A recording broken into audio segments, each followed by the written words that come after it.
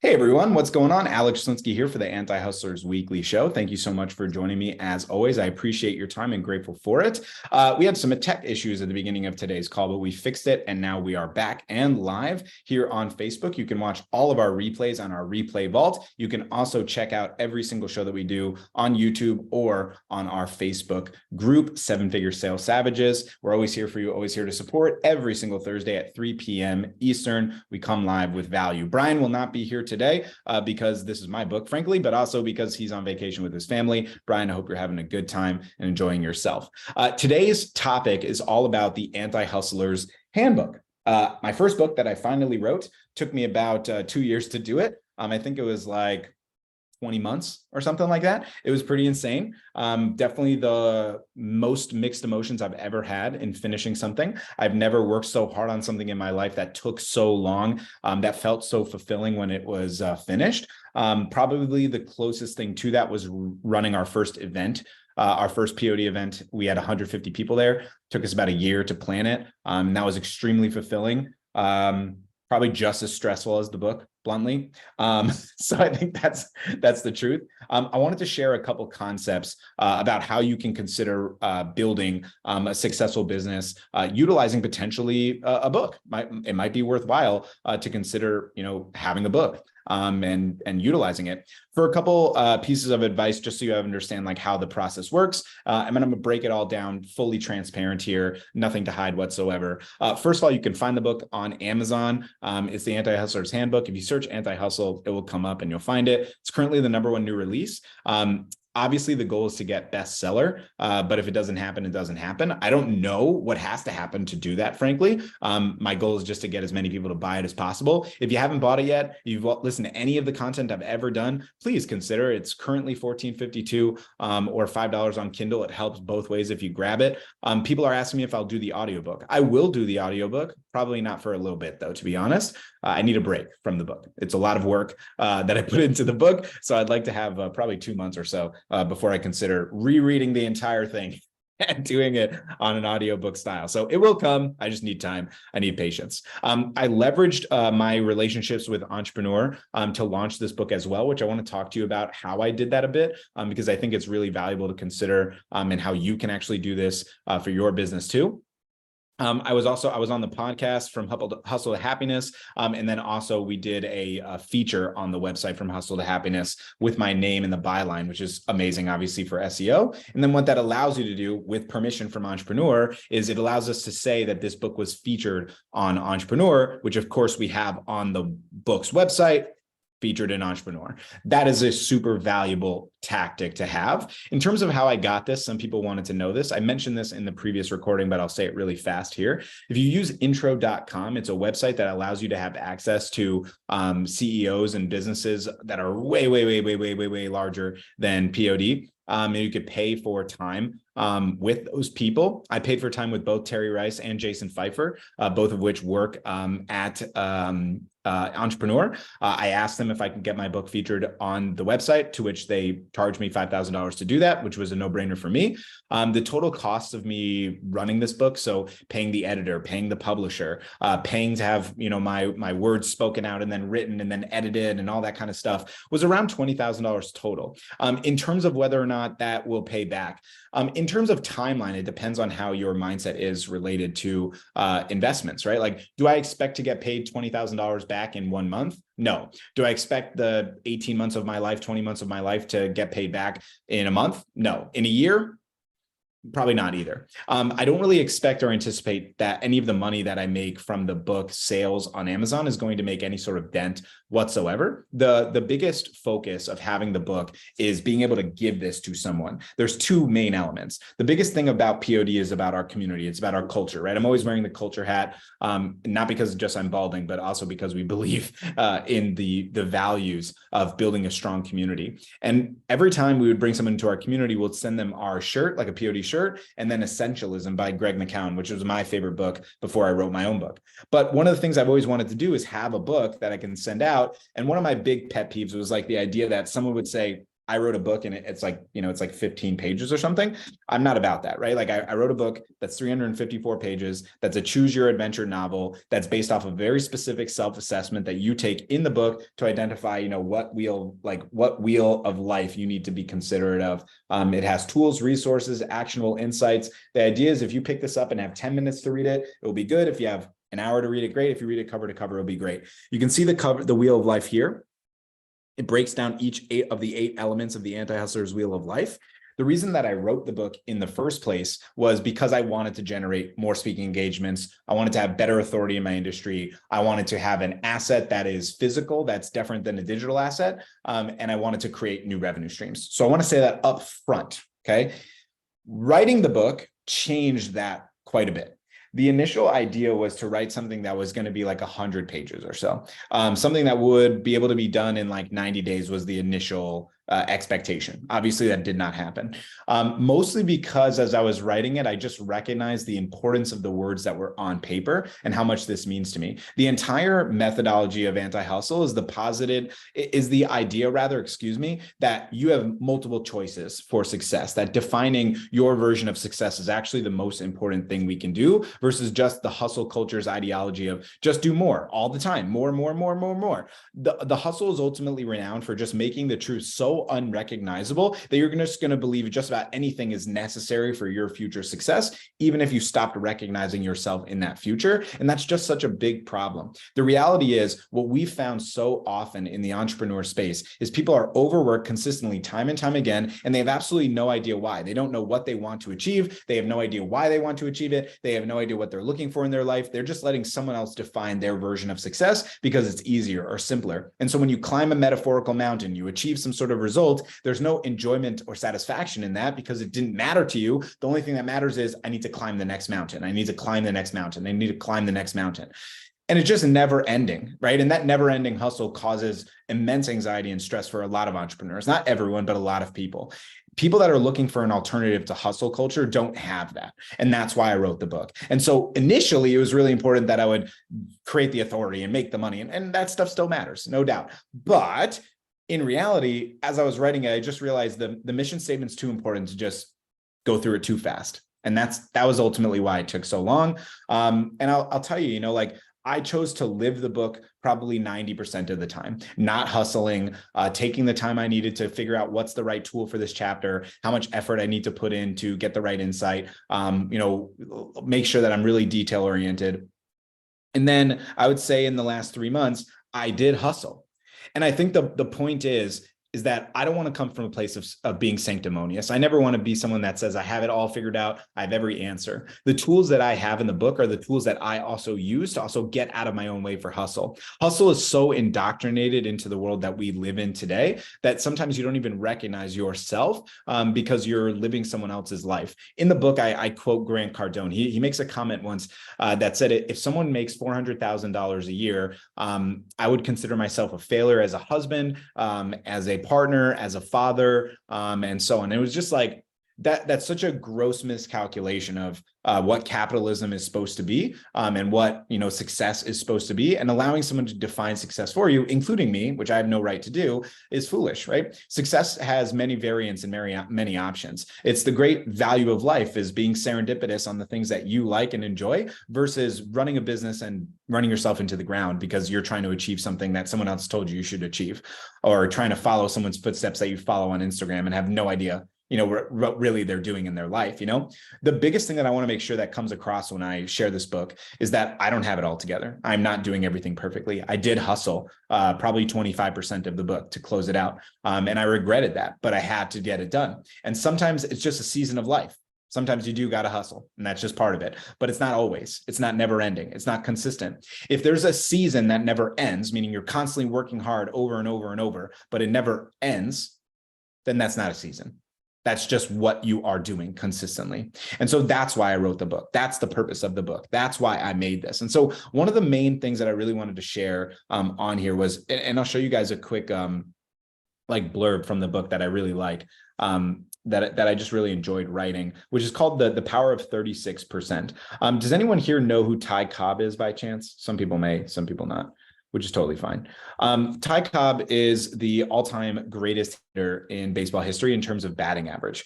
And the reason that I talk about this in the book on page 29, let's agree that success can have different definitions, infinite even, opposing even, 36% even. And I'm just going to read this for you real quick. If we're not seeing eye to eye yet, that's okay. It's still early in the book, but you have to be open to considering the possibility that there could be more than one version of success, and there could be more than one way to achieve it. So let's talk about 36%. Sometimes you hit 36%, you set an all-time high record in your industry, and sometimes you graze 36% and you're as close to failing as you've ever been. 36% or 0.366 to be exact is the highest career batting average in Major League Baseball ever.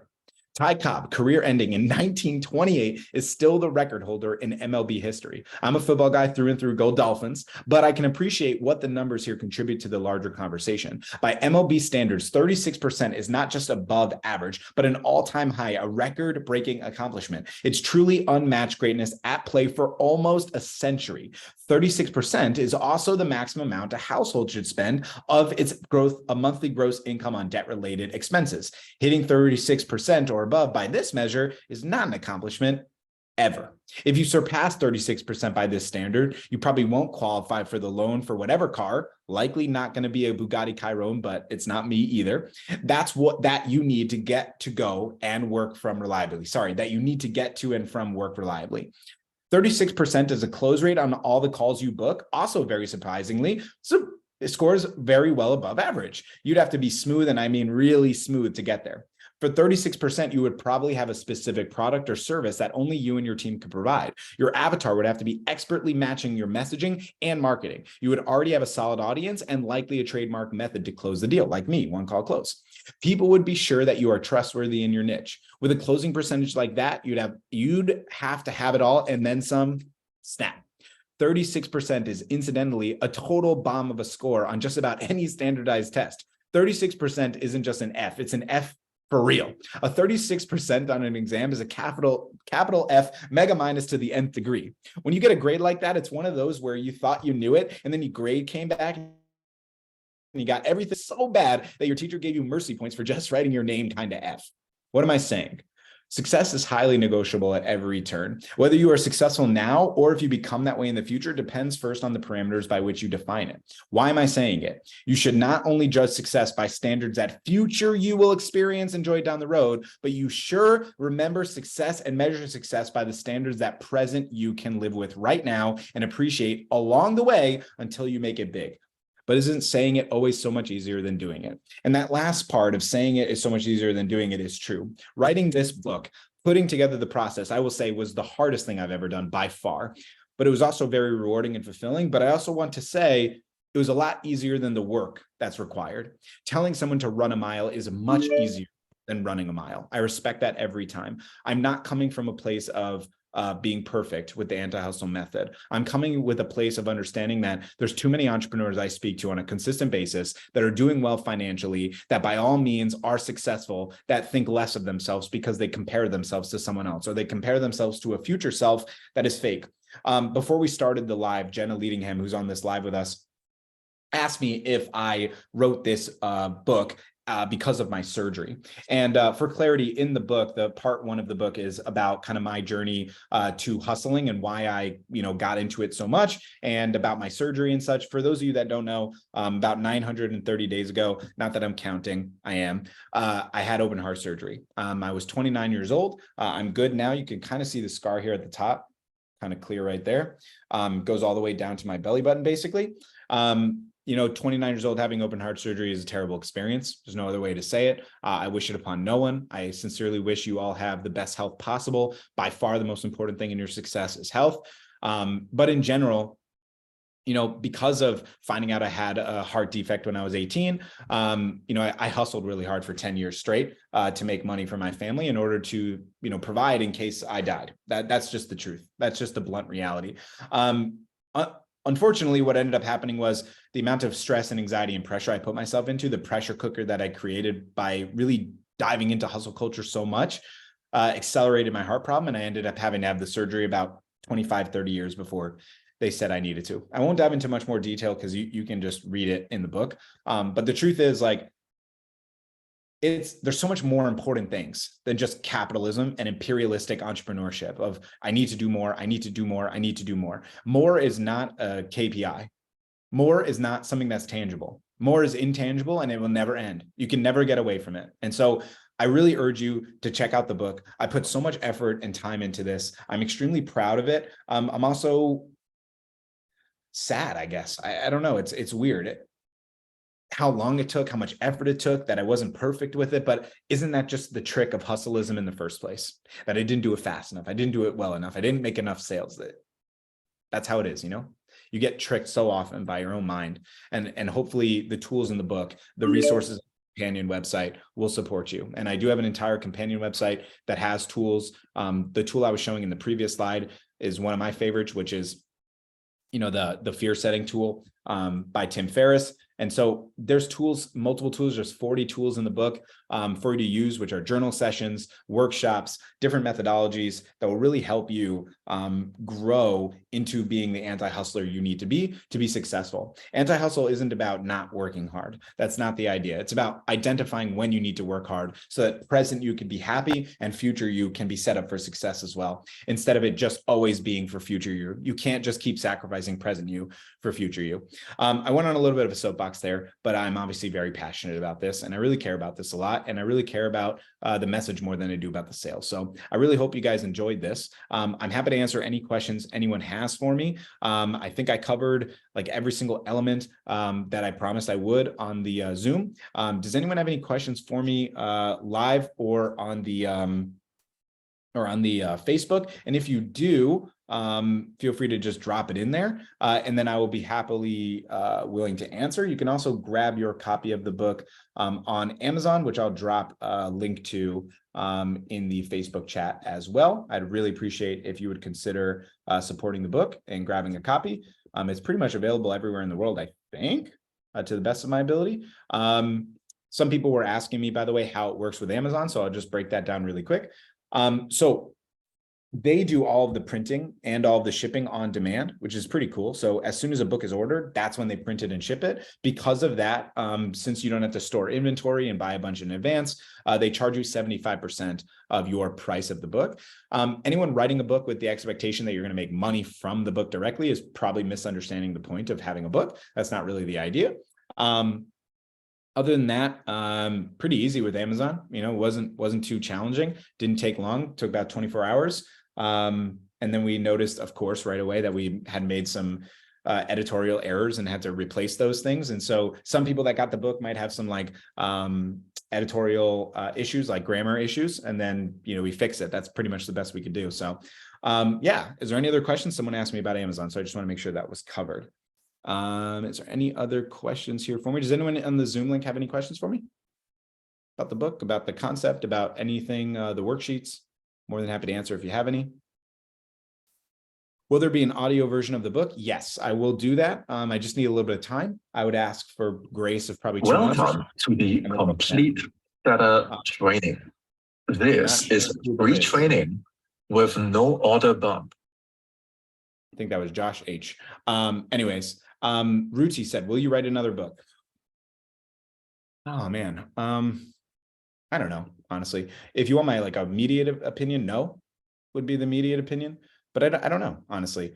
Ruti, it's true. Like just for transparency's sake, the emotions that I have about this book is immense. It's hard to express transparently. I'm an extremely, extremely emotional person. I really wear my heart on my sleeve. I care so much, frankly, too much about a lot of things that don't matter necessarily. But it's just kind of how I am. And so the book caused a lot of angst. It was stressful. It was hard. I wanted it to be perfect because I wanted it to be right. And, I had it at 540 pages, 2.5 months ago, and we ended with 354. And I feel like the stuff that was on the cutting room floor does set up well for a second book. But I think as it stands right now, Ruti, in terms of my motivations, I have none right now to write another book. Does that mean I will never do it? I don't know. It's interesting. If someone asked me 5-10 years ago if I would have written a book, I would have been like, you're crazy. Why would I do that? And yet here I am. holding it. It's interesting, you know, it's an interesting experience. It's hard to express how that is. You know, I'm very used to making worksheets for our events.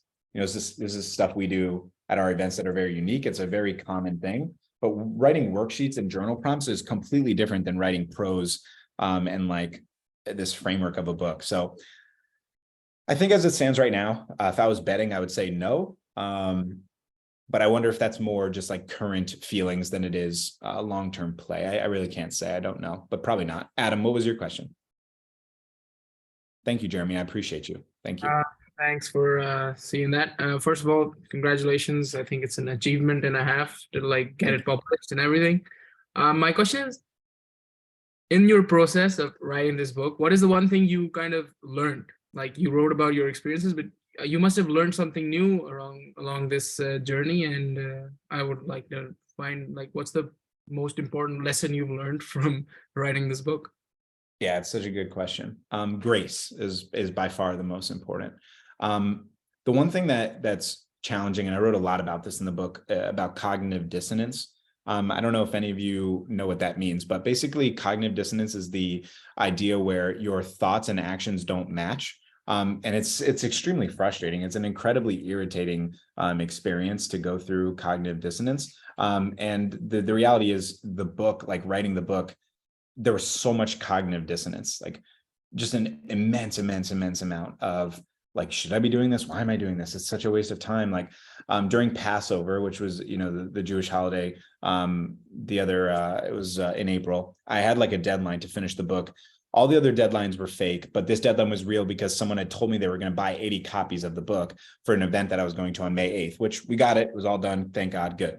But, you know, Passover is a really special holiday. And I'm sitting there on Passover writing the book, editing the book instead of being with family. And like, that's the antithesis of what the book is about. And so I felt bad doing that, Adam. And it hurts, you know, it hurts talking about it now. Because the truth is, you know, my parents are 65 years old and 68 years old. God willing, they live a lot longer, but who knows? You know, like I had heart surgery at 29. My dad had a stroke when I was 14 years old. So, you know, like that's the whole point of why I wrote the book. But sometimes, you know, you just have to have grace for yourself. Sometimes you just get into a position where you have to do something that's not comfortable and you don't want to do it, but you got to do it. And I think that was the cognitive dissonance I had in the book, where I'm like writing certain chapters that I'm not necessarily living this exact second, but I know that I will live it and I usually live it. And giving yourself grace on that is key. And I say that because I'm constantly hard on myself. And I feel like most people are just so hard on themselves. So, entrepreneurs all the time. We had this guy that joined POD this week. I'm not going to name his name. It won't be appropriate, but he runs a business that's making $50,000 a month with profit of 50%, 25 grand a month in profit. And the amount of people that I speak to on a monthly basis that are desperately struggling, that have children, that are barely making ends meet, that are crazy in debt, and those people that really have real problems, which is hard. It's the hardest part of being a coach and running this business by far, because I care about human beings. I just do. That's just how I am. That's how I always have been. It's how I was raised. And so listening to that is tough. And then you hear some person that's like, I'm making 25 grand a month and I should be here and I'm such a failure and I'm so bad. And I'm just like, how is your mind so warped? How did this occur? How did this happen? How did we treat ourselves this way? And I just think that, you know, social media has created this by people comparing themselves to other people, people dictating their self-worth by how much money that they make, or how much growth that they had financially only as the KPI, as if that matters. And as someone that got wheeled into, you know, the OR, the operating room with my wife 5 months pregnant before I was able to meet my child, who more than anything in the whole world, all I want to do was be a dad. And to almost have that ripped away, you think I was thinking about money? You think I was thinking about my productivity and my clients? No, I just wanted to get up. You know, I just wanted to wake up, be on the other side. And recognizing that cognitive dissonance, recognizing the need for grace is just so important. And so in the book, one of the wheels of life is personal relationships and boundaries. It's one of the wheels of life. And in personal relationships and boundaries, I mentioned this Cardone clip that is just makes me want to vomit. But in general, I put together this framework of cognitive dissonance. I thought it was here. Oh, here it is. Yeah, so you can see cognitive dissonance is a mental conflict that occurs when your beliefs don't line up with your actions. When that happens, you exist in a state of tension while your brain tries to work out how to resolve the whole misunderstanding. You can work it out by modifying your thoughts on the matter, modifying your actions to match your thoughts, or agreeing to disagree with yourself. That last option, despite sounding totally bonkers, happens far more frequently than you might imagine, and it might be happening to you right now. And so I wrote this whole chapter, and this was probably the hardest chapter that I wrote because very bluntly, Adam, I want to say at all times that nothing matters more to me than Shira, my wife. Nothing matters more to me than my son, Ellie. But it's not true always. And it hurts to say that, but it's not true. I don't prioritize that perfectly every time. Ellie comes home from work at 5, from school. He doesn't work yet. Hustle culture is really bad. It's trying to get 2-year-olds to start working. Ellie comes home from school at 5:30, and I want to make a commitment and be done at 5 every day, but I'm not, and I'm finding every excuse to not do that. I could do that. I have the team to do that. We have the finances to do that, but I make excuses for it because of anything, and it's upsetting, and so writing the book, realizing I need to follow through on the words that I say. To me, the most important thing of being a human being, being a business owner, being a coach is being a person of integrity. I don't expect myself to be perfect. I don't expect that I'm going to give all the perfect advice or do the right things every single time. I try. I do sincerely. Anyone that knows me, that works with me, that has ever worked with me, they know that. It's critically important to me. But at the end of the day, I'm just a person, and I don't do it perfectly every time. And so it hurts when you have cognitive dissonance. It hurts. And so the main thing that I learned in writing the book is giving yourself more grace, because very transparently, there's just a lot of crying writing the book, just a lot based off of the emotions of how I felt having surgery. Like surgery wasn't even 1,000 days ago, 930 days, I think, something around that. October 15th, 2020. Having that type of surgery just changes you forever. I'll wrap with this story. If anyone has any other questions, I'll answer. But I spoke at the GHL event last year. I'm speaking at the one in June. And I think people look at me online and they expect a different person than I actually am. And that's upsetting, because it's like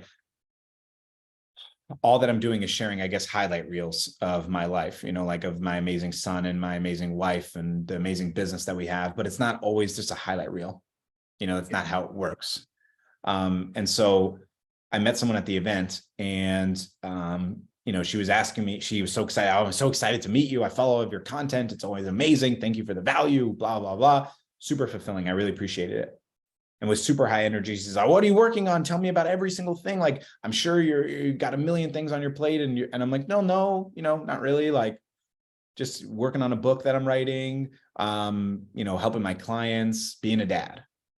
And I could tell that I was disappointing her with the way that I was communicating. I could tell that she was upset, that it wasn't like some sort of, I'm buying this business and I'm making this new product and I'm launching this offer. And I think, it's just the difference between human beings. Not everyone has to be an imperialist entrepreneur, a capitalist entrepreneur for the sake of just growth forever. That doesn't have to be the only answer. You can do that. There's nothing wrong with that, but it shouldn't let you down if that's not how you feel. And so if you're like listening to Gary Vaynerchuk or Grant Cardone or Tony Robbins or Jocko Willink or Ed Milet or any of those people, that pretty much the MO is pretty consistently more and more and more, Billie Jean, more and more and more. Again, nothing wrong with that at all. But if that just doesn't vibe with you, I want you to know there is an alternative, and you're not wrong, bad, or anything otherwise. Get the book. Take a look at it. It's $15. I spent 2 years writing it, and I think it will make a difference. And so, yeah, long-winded answer of saying grace is the number one thing that I learned writing the book, giving grace. I don't know if I'm doing it perfectly, but I'm trying. That's the best I can do.